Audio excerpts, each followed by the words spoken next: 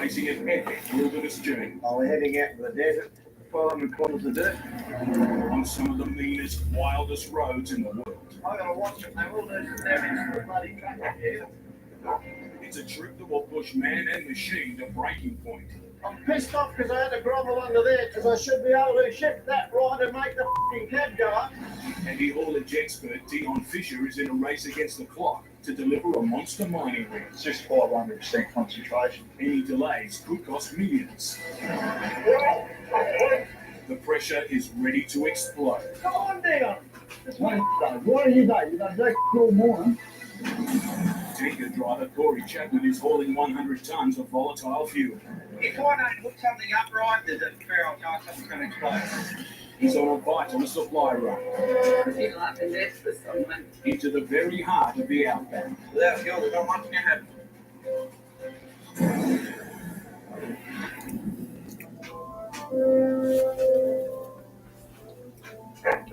It's 5:30 a.m. cold winter morning in Perth, Western Australia.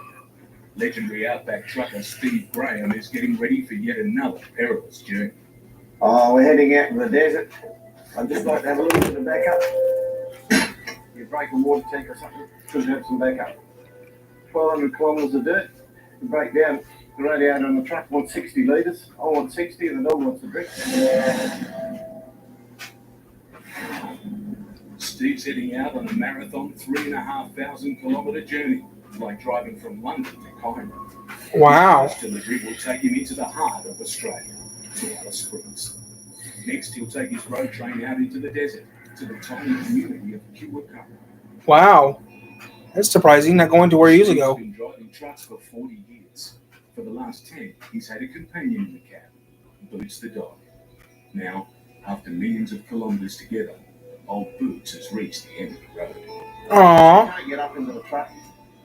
She's retired, and this is her pup, Teeny. Teeny's her child, and Teeny's taken over from Mum. Teeny may be hitching a lift, but she's no joyrider. It's her job to keep Steve safe from whatever dangers the outback can throw him.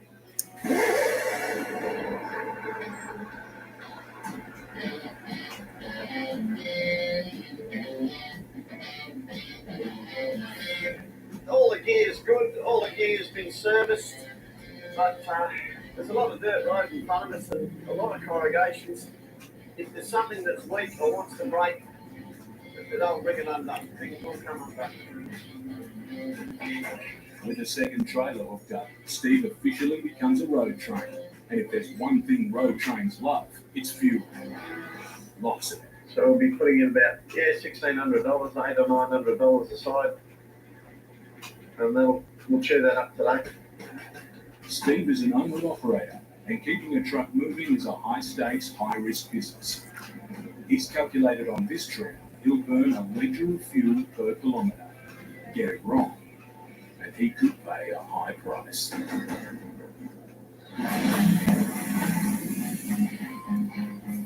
South of Perth, an engineering team is up against the clock. Two giant 40-metre-long steel structures are being built. They're part of a monster-sized conveyor belt destined for a mining plant. The problem is, it's almost 2,000 kilometres away in northwestern Australia. Dumper? Perf to The dumper. only way to move something this big, that far, is by truck. Taking on the challenge is 32-year-old heavy haulage driver Dion Fisher. You're worried about getting a load up the road that is of an extremely long length, extremely wide. It's just 500% concentration. For 10 years, Dion's been driving the biggest, widest, longest trucks on the road. It's the job he always wanted. As a kid, I always wanted to drive a big truck, and I'm following my dream. But that dream comes with a cost. I'm away most days of the week, most nights of the week. The kids don't like it. They love it when you're home, but unfortunately they all know Dad goes away in the truck, and we'll see him when he gets home. Driving the biggest trucks comes with the biggest pressure. On this job, Dion's under extra stress. It's his first time as lead driver. He's Wow. the man in charge, and if anything goes wrong, it's his career on the line. got lots of risks with fences, power lines, power poles. And for Dion, it's not a great start. Loading should have begun hours ago, but last-minute changes from the owners mean work's still going on to finish the repairs. If Dion's late, the plant may have to shut down. Workshop manager Rowan knows what that could mean. I wouldn't want to guess how much it will cost the mine for shutting this part of the plant down, but it will be within the millions. All Dion can do is wait. And wait. And wait. After 12 hours, the trucks are still idle. With every minute, the pressure's building on Dion. Oh, mate, it's for a long night, and we'll be starting tomorrow, and it's got to be done. Soon, his police escort and pilots will arrive, expecting to hit the road at sunrise. Dion's permits only allow him to leave tomorrow. Miss his deadline, and this journey could be over before it's even begun. In South Australia, Corey Chapman is carefully preparing for a grueling 3-day outback run. He's delivering vital supplies along the infamous Ootman trail. Reaching deep into the outback, it's a 600-kilometre stretch of dust, dirt, and truck grinding hell. About the last place you want to take a 62-bit road trip. And if that weren't enough, he's carrying one of the most volatile loads there is. Derek, petroleum product or fuel?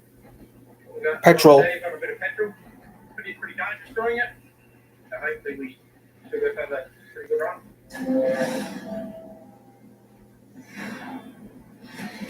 Corey's been driving fuel tankers for 6 years. It's his job to deliver to some of Australia's most remote roadhouses, cattle stations, and communities. On this trip, he's also supplying a team of dam builders working out of the desert. Trouble is, no one's 100% sure where they are. Have you happened normally? Found a creek, we'll give you a map how to get out there. No worries. The job comes with huge responsibility. Customers are depending on Corey to reach them before supplies run out. Without fuel, there's not much can happen. On board his 50-metre truck, there's enough fuel to run a family car for 45 years. Wow. 1,000 litres of fuel on all up between all three motors. It is a lot of chemical liquid, so yeah, just to be extra careful with what we do. Anything can happen, especially with petroleum products. Every nut and bolt must be checked and checked again. Miss something important, and the results could be disastrous. If I don't hook something up right and we get up the road and something comes adrift and it drops on the ground, well, there's a fair old chance something's going to explode. Sparks and all that kind of stuff. That's one thing that we do have to avoid. Fully loaded, his truck weighs in at more than 100 tons. Wow. Ahead are 3 days in one of the toughest environments on Earth, the outback. Down under, 90% of the population live within an hour of the coast, with good reason. A vast, barren wilderness where temperatures can reach 50 degrees in the shade. Out here, no fuel means no power, no machinery, no transport, and no chance. Wow. Outside Perth, Steve Graham's journey is just underway. He's due to deliver 40 tons of housing frames to Alice Springs in just a couple of days' time. But he's already worrying about his tight deadline. I've got to be really quick because we've got these super-sized loads over there waiting to get through the bendy, so I'm just going to check my load quickly and get moving. You give me 5 minutes? He's desperate to stay in front of 2 slow-moving dump trucks, but there's another problem coming up from behind.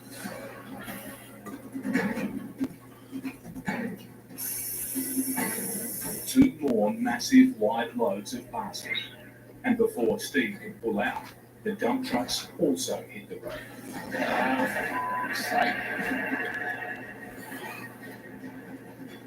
In this business, losing time means losing money. Steve needs to get by the rolling roadblocks. Just got to focus on what's going on there. I'm in the hands now of the traffic warden up there. He's in luck. The monster trucks pull over to let traffic by. Getting with all these wide loads, put me way back. Half a day. What it's costing me.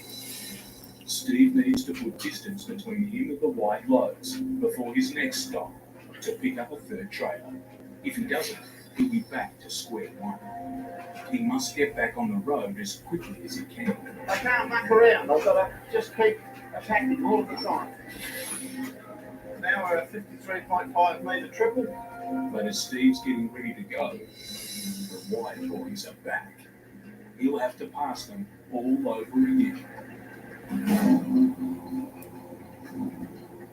Now with 3 trailers, Steve's rig is as heavy as a 737 jet and Wow. longer than an Olympic-sized swimming pool. Whoa.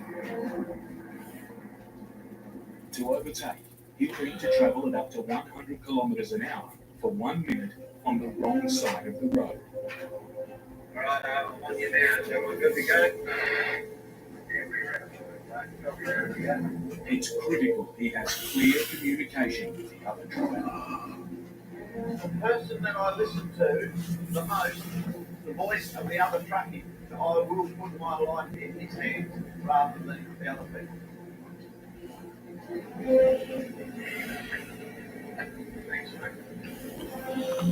1 down, 1 to go. Are you calling the triple between the tyres and the machine? There's a problem. Too much radio chatter. Steve can't hear the driver. I'm getting a bit of chatter coming over the top from other supersized loads around. He must wait until he knows he's talking to the right truck. It's a life or death decision.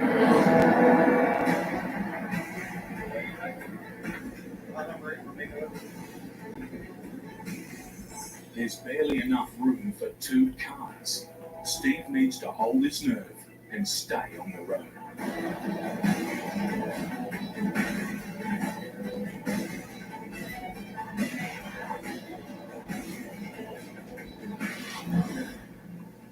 It's early morning in Perth.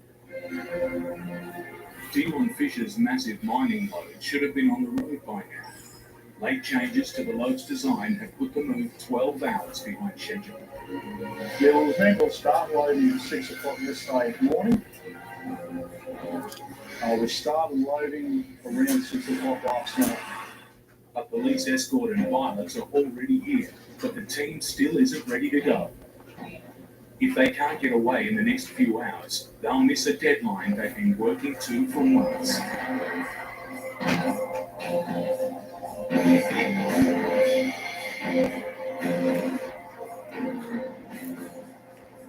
New to the team is rear trailer operator Steve, aka Slim. Oh, I'm already up there before some. At 28, he's the youngest member of the crew and the one Dion will push the hardest. Come on, Stevie! Stay! Trailers to load. Sometimes it's stopping because I'm still learning about it. Slammy's puppy. I'm helping you.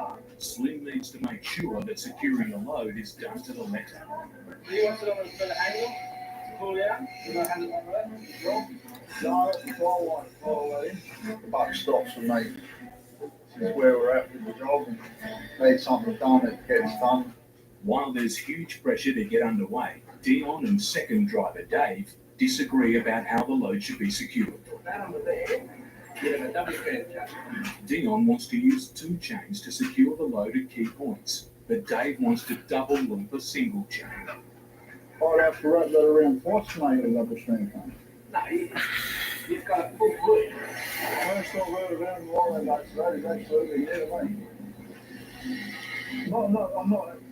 I'm just going to loop a chain. Yeah. It's twice as strong. Yeah. You can look that under there. Well, we can undo them all and do that if you want. Well, if that's what you want, Dave. When you do that, No, we can do it all the same, mate. Like, undo them, slam. Or can you pick up the chains and help Dave or what? I'm just trying to get it through my head how a 3.5 ton chain becomes 7 ton when it's one chain. Have a look. Here, Dave. You're pulling of the chain. Dave, I'm trying to work this out. Alright, if you want to get the other two, just. Alright? I'm trying to work it out, Dave. No, I'm trying to work this out. Just come on, Dave. That's what you Dave. What are you, Dave? You're back to the morning.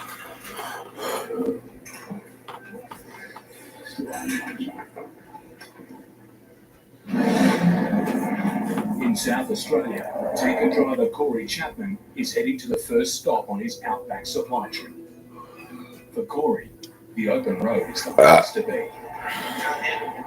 People pretty much in city life, that's not me. I think I'm working 9 to 5 job and do as everyone else asks you to do and all that kind of stuff.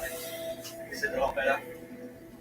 He'll be on the road for 3 days, but as a family man with 3 kids, at times it can be tough. Not home a great deal, it doesn't do too much for him, but yeah, it's the road that I picked. For Corey, being away from home recently got a whole lot tougher. We're out camping and motorbike riding, and my son come off his motorbike and broke his back. Ooh. And he's a paraplegic. He's still in the hospital now, which is 8, nearly 9 months ago. It's been very hard on us all. If he walks again, which I hope he does, it's going to be locked off. There's definitely no quick fix to it. Very strong little boy.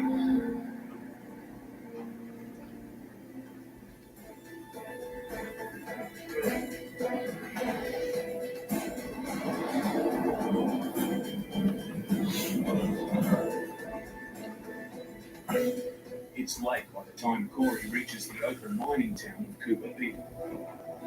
But his work isn't done yet. His truck's too big to drive into town. Before delivering to a local roadhouse, he must unhook 2 of his 3 trailers. You can't get triple road trains everywhere down here. If you could, we wouldn't have to unhook too often at all. The roadhouse tanks are almost empty. For the manager, it's a relief to see new supplies. Without them, how can they supply food? With 20,000 litres of flammable liquid on board, ignition sources are Corey's major concern. Static electricity is one thing we're going to try and avoid as much as we can. A spark will fire. Best thing to do is just hunt it. They get through the static electricity, pass it through me and the earth out. And we always look to the ground first. You always kind of got to stay pretty close to it in case a hose breaks or, you know, something gets knocked off in here or something. At busy roadhouses like this, his other worry is smokers. You got to kill them pretty quick. It's not just them, it's everyone else that's going to go bang. One spark too close to this load could be your last.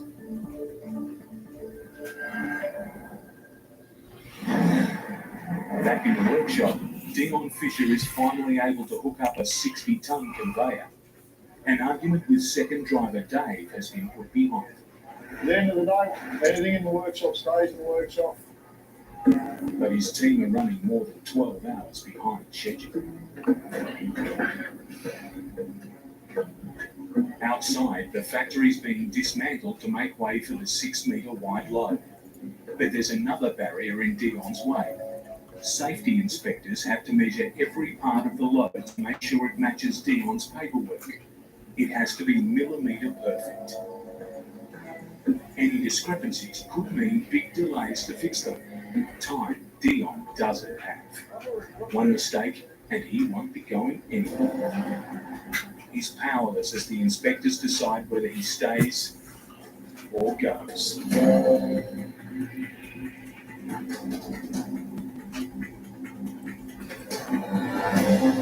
It's the moment of truth.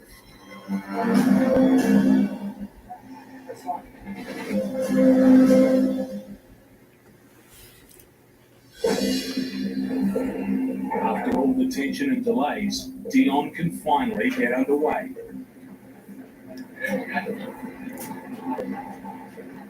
The open road is in sight.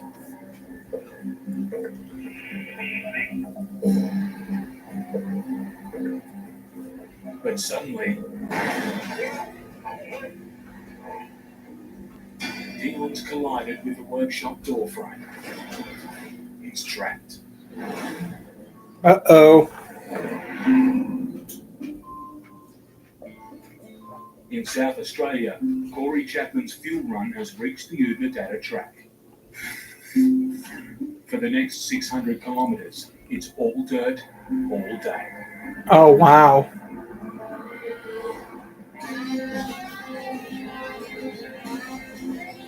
He's en route to one of the icons of the Australian outback. At the Pink Roadhouse in Udnadatta, Corey's delivering vital supplies to owner Lynn. There's only the one thing there. Yep. No worries at all. Right to go. Yeah, Thank okay.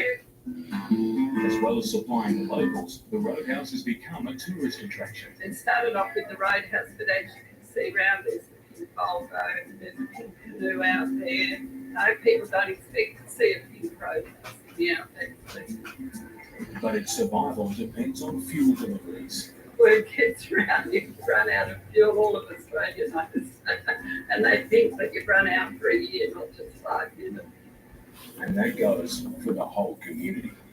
We supply the police and the hospital with their ambulance, and if we run out of diesel, it could be life and death for someone. Wow. In the outback, every fuel delivery is vital. By night, Corey's made another 3 stops. One more for the night. But to stay on schedule, he's decided to push on into the night. It's about 6:30 this morning, 7 o'clock now, so come and do this next job. It'll be about 9:30 and that'll be about the end of the day.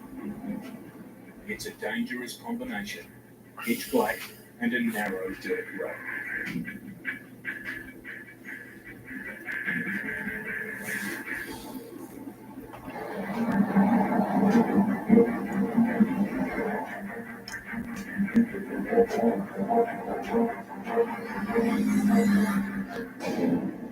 Cows.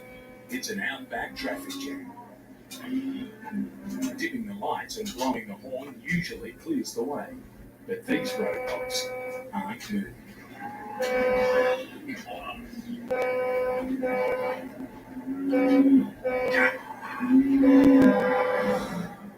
After almost trading paint with an oversized dump truck, Steve Graham has reached the Great Central Road. 1,200 kilometres of hard driving dirt highway. It's a serious challenge for any vehicle and driver brave enough to take it on.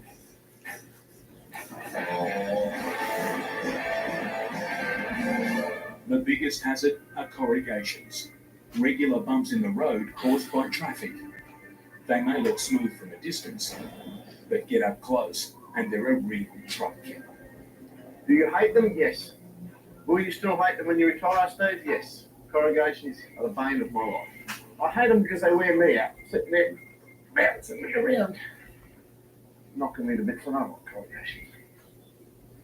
And they knock the freight around and they make me go slower and I've got to stop and fix things all the time.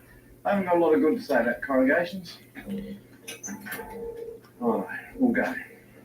To protect his truck and the freight, Steve needs to reduce the impact. Either get up to moderate speed, with his cables across the top of them, without doing too much damage, or down the first gear, the really, really big ones, and just pull up, just spend all day climbing up and down. Maybe he doesn't like them much either, do you? Get it wrong, and he could be joining an outback graveyard. There's a lot of dead ones on the side of the road. Oh, look, there's another one that didn't make it. Another one that didn't make it.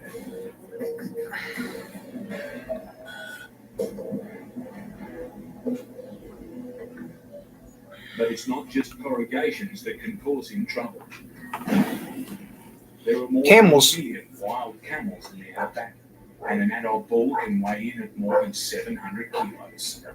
You sort of don't get much warning. And they all lose the damage to the bloody truck if you hit them. Once one came out and he sort of propped and went back, but his head was far enough out and smashed the airplane off the side of the truck and he spun around. And the poor old fellow was in a bit of a bad way. I had to shoot that bloke. He had a broken jaw. He wasn't good. Suddenly, out of the scrub.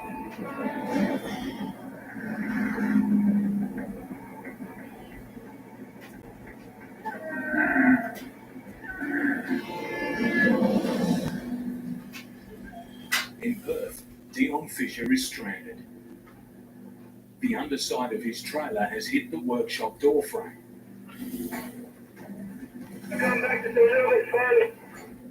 With millions of dollars at stake, more delays are the last thing he needs. His team needs to get him free fast.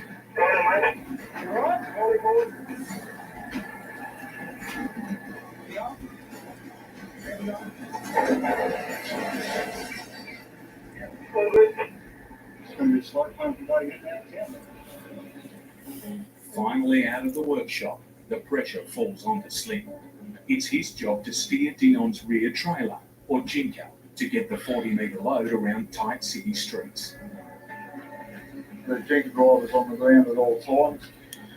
The truck goes quite wide around the corners.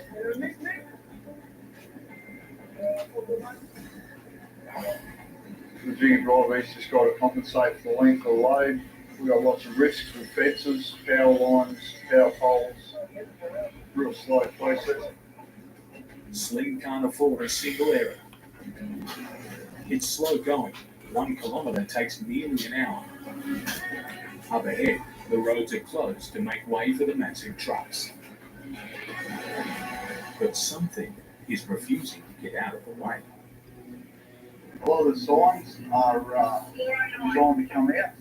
With this one not budging, it's down to Slim to get Dion around it.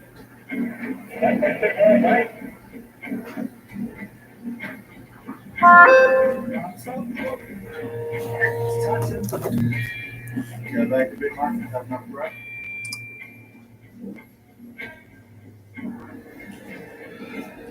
I think we're gonna miss it. We're gonna get a bit down. Yeah. Let's go.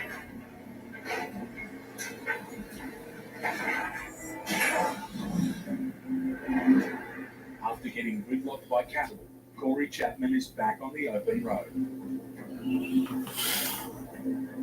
His next stop is hard to miss. Anna Creek is the biggest working cattle station in the world. At 6 million acres, it's larger than the country of Israel. He Wow. wants to make his delivery as quickly as he can.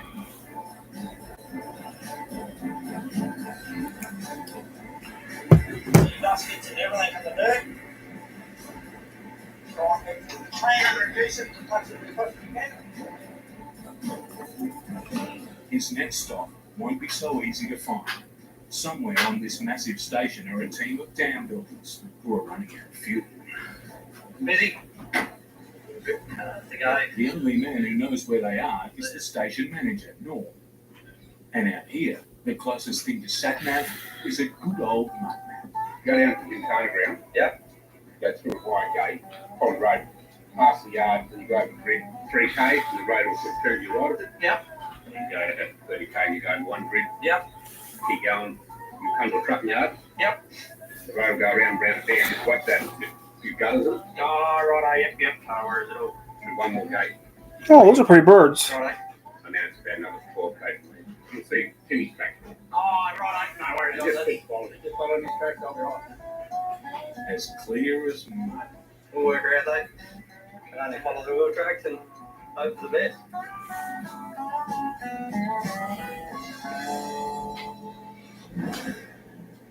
Steve Graham has made it through a run-in with some wild camels.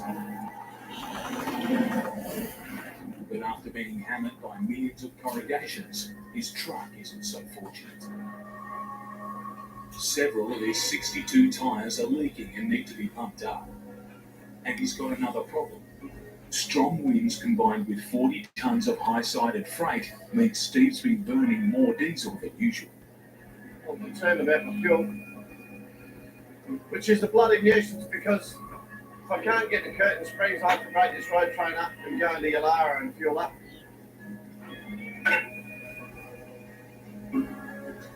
There's not much bloody fuel in there. It's only just enough to get me 35 k's of work. To make matters worse, his tyres aren't inflating. There's something wrong with the truck's air pressure system. The fault's in a valve that controls the cab's suspension.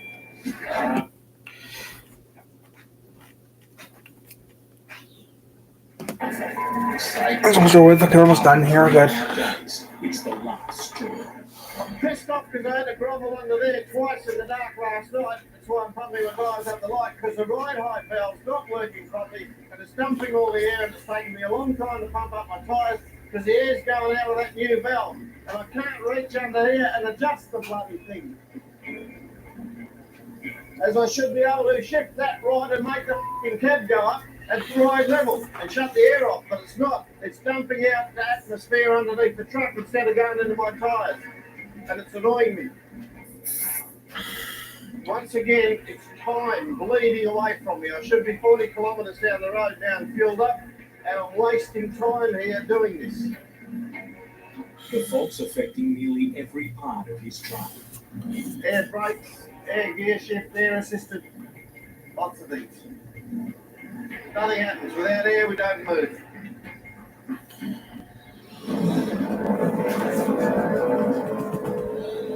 Corey Chapman is about as far off the beaten track as you can go. He's trying to find a dam building operation. Only problem, they're located somewhere on the cattle station the size of Wales. His only guide are other people's tracks. Damn thing's Blake has been out there recently, so his tracks will be on the ground. He's heading into unknown territory. I haven't been out there before, so it's a bit of a away and see how we go. This morning, Ooh, McDonald's sounds good tomorrow. Griddle cakes. I want McDonald's tomorrow for breakfast.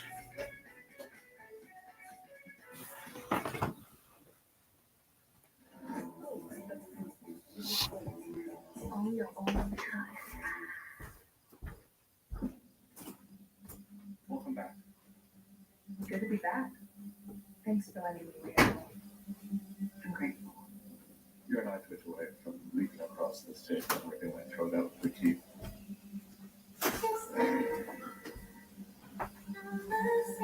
I get why you were upset.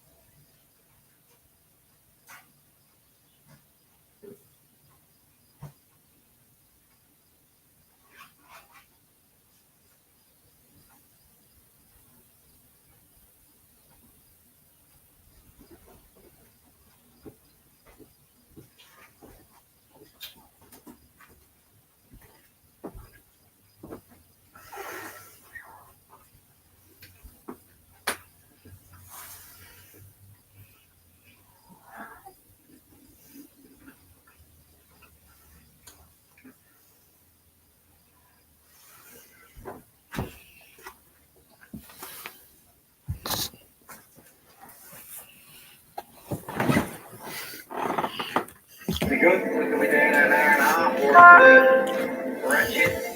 And out here, the roads can turn ugly. These are the kind of roads that are unpredictable. The station track, you just be worried there could be a shark going up the road you don't know about. Corey's reached the fork in the road he needs to take. From now on, he's relying on his memory of the station manager's mud map. Yeah, I just turned right at that road where that fork up to the right there. You can't go wrong. That's quite a fair bit to go wrong.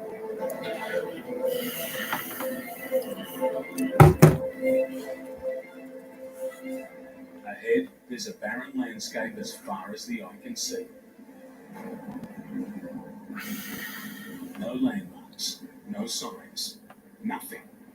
All Corey has is instinct.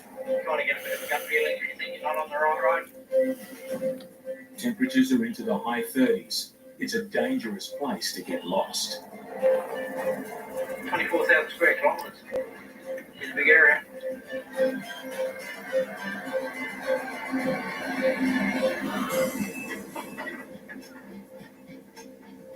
Corey's unsure where he is. Hopefully this is one of the tanks. If he can't find the dam builders soon, their whole operation will shut down. His name and business are on the line. He needs help. His hopes rest on a satellite phone call.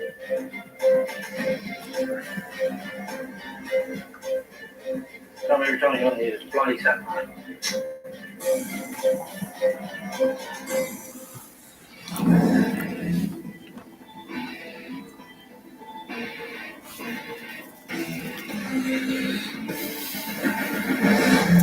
In Perth, Dion Fisher's supersized convoy is pushing hard to get out of the city before sunset. It's vital he makes up lost time. Once it goes dark, he'll be forced to pull over for the night. It's always slow and tedious out of town. Very hard on the gear. Guiding Dion through the city is his team of pilots. He's completely reliant on them. All we see is the outrageous. Lots of blind spots. You've got to have a lot of faith. Team work with. If we don't get a position correctly on the road, there's every chance we can take our pole down.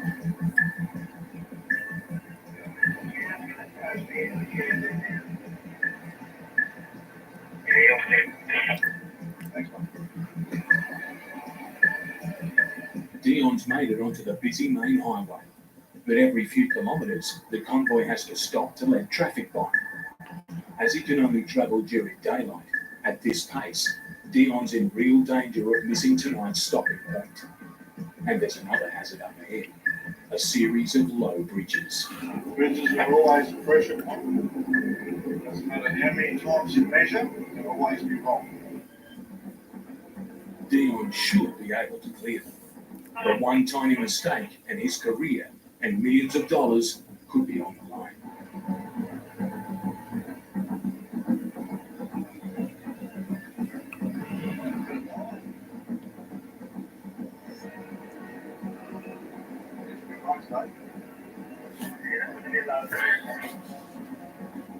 The last is the lowest of them all. You're going to be taking nice and easy and hopefully nothing goes back.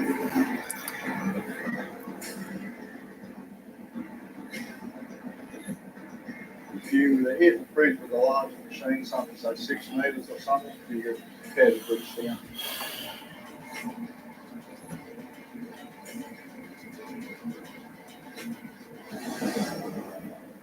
Oh, more dead Having tomorrow. navigated the bridges, Dion has a clear run to his stopping point.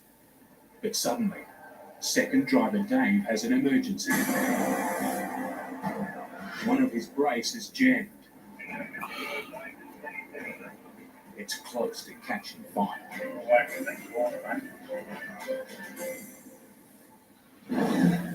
Somewhere in the South Australian outback, Corey Chapman's having no luck with a temperamental satellite phone. He needs help to find a team of dam builders. Out here, it's like looking for a needle in a haystack. Hang on, boss. Might just keep sneaking along. It's good news. He's right where he should be and can get back on the road. or what's left of it. That's where you break axles.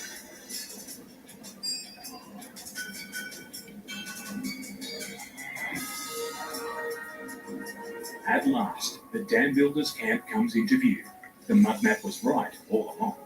Turn right of that fork, go around that dam, and watch that gutter, and keep driving, and you'll come across him, and he's pretty much spot on. The diggers have been out here for weeks, working in one of the toughest environments on Earth.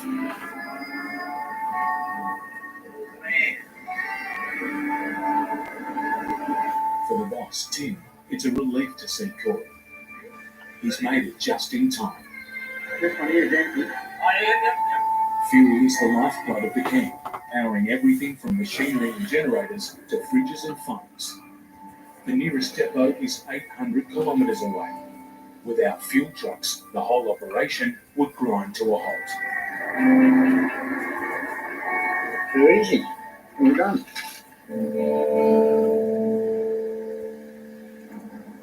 It's been another grueling run, but after 1,500 kilometres, it's finally time to head for home. Silly kitty cat.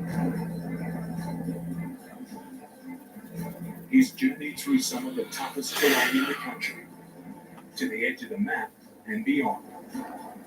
But for Corey Chapman and those whose lives depend on him, what matters is the job's done and the tanks are full. Probably go about 65k to get in with this rain. It'd be good to get into town tonight.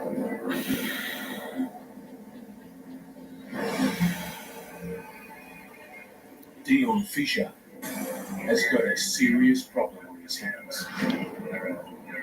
His second driver, Dave, has jammed a brake. It's dangerously overheating.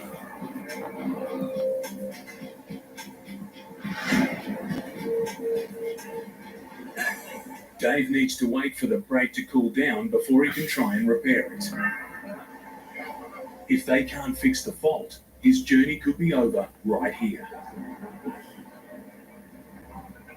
All Dion can do is wait. And wait, as more precious minutes tick by.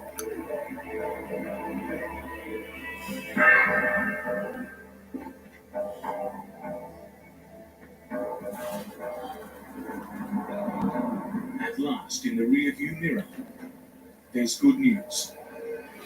Dave's back on the road. But the delay has given Dion another headache. He's almost out of daylight. His permit states he must be off the road by nightfall. There's no way he'll be able to reach his planned stop. He needs to find somewhere soon that's big enough to accommodate the two massive trucks. And the road's piling on with pressure. It's one of that worst bit of roads that we go on. It's narrow, got big rocks on the edges. Dion still has 1,700 kilometres to go to reach his destination, and he's massively behind schedule. He faces an uphill battle to get his load in on time.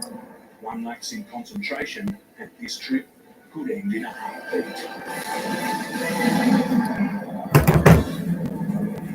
Steve Graham has finally got enough air in his tyres and is limping into town. He needs fuel fast. Still on empty. And his engine is starting to protest.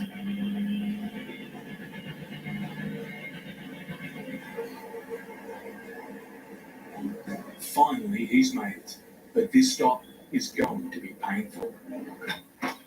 $2.11 a litre. Putting fuel in at that price, when that happens, that does hurt you. 470 litres, $1,000. I've got to pay for it, shed a tear, buy something bad for me like chips or something.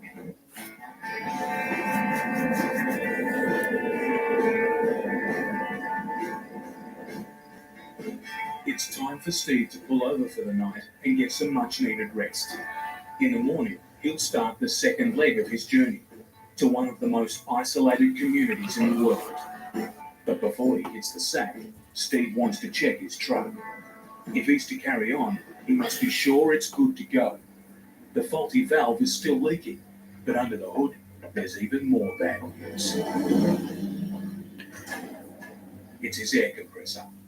Its paintwork is cracked and the washers sealing it have bent out of shape. Ooh. I don't know why these are lifting. I might have to make a phone call on this. I have heard the thing where I thought it was a ride valve, I might actually have a compressor that's playing up there. His $90,000 engine is barely a few weeks old. Repairs won't be cheap. Those compressors are about $6,000 each. And the replacement parts are over 2,500 kilometres away. The fate of Steve's journey and his truck hang on an SOS to his mechanic. Oh, in other springs, I've got the bonnet up here.